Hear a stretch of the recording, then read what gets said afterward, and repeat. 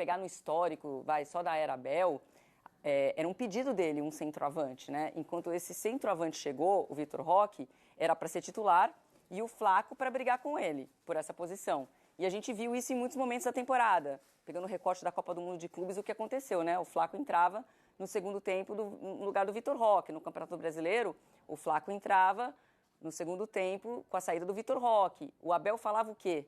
Nesse momento, até de seca de gols do Vitor Roque. O Vitor Roque faz o serviço sujo, porque ele cansa a defesa adversária, e aí quando o Flaco entra, ele entra numa outra situação de jogo, e por isso ele consegue resolver os jogos para o Palmeiras. Por isso que eu falei que a característica, né, de muitos jogos do Palmeiras era decidir os jogos no segundo tempo, e não ter esse começo fulminante. A única dor de cabeça é essa, né? Porque eventualmente você vai perder um jogador ou outro, numa convocação, numa lesão, num terceiro cartão amarelo. E de fato não existe um substituto. O que acontece nos jogos, e até quando o Abel preserva esses jogadores, o que é raro, porque ele tem utilizado sempre, mesmo nos jogos que ele tenta poupar um pouquinho de energia ali, dosar, né, fazer essa dosagem de minutos, é que muda o esquema. Muda completamente a ideia de jogo, né? Quando ele coloca o Sousa pela esquerda, no lugar do Felipe Anderson, quando ele coloca o Facundo, quando ele coloca o Maurício, mas não tem substituto realmente, não tem, nem qualidade técnica e também não tem para a função realmente, né? Mas o lado bom é que esse encaixe é perfeito e mostra que é o time titular absoluto, né? Essa dupla é titular absoluta do Palmeiras. E o mais impressionante é o ritmo que eles têm e a minutagem alta. 18 gols em 12 jogos. E se a gente for contar a contribuição para gol, será que esse número está na agulha? Porque assim, um contribui com o gol do outro, né? Então, diretamente eu não sei assim quantos gols do Roque o Flaco deu assistência ou quantos gols do Flaco o Roque deu assistência.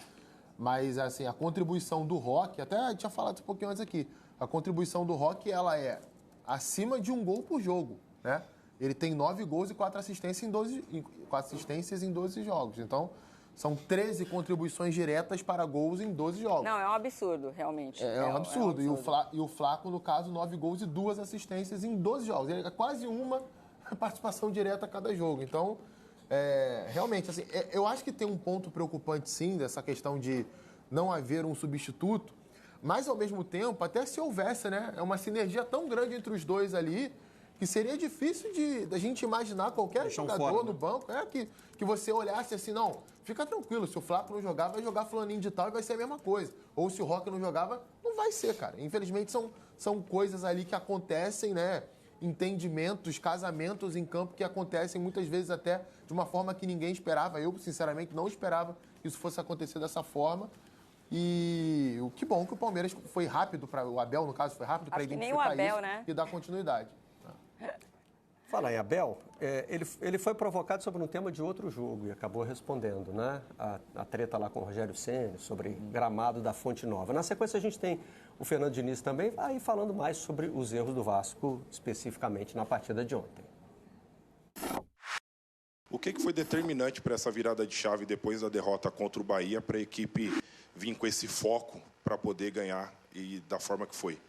Olha, a primeira coisa que fiz foi trocar de sapatilhas, que elas estavam todas pintadas. Os meus ténis estavam todos pintados, se vocês virem, eu joguei com ténis diferente. Nem consegui jogar com o ténis que andei a promover, porque eles estavam todos pintados de verde e não deu para jogar com os ténis, tive que meter os ténis novos. Essa foi a primeira. Eu vou ser coerente com aquilo que disse.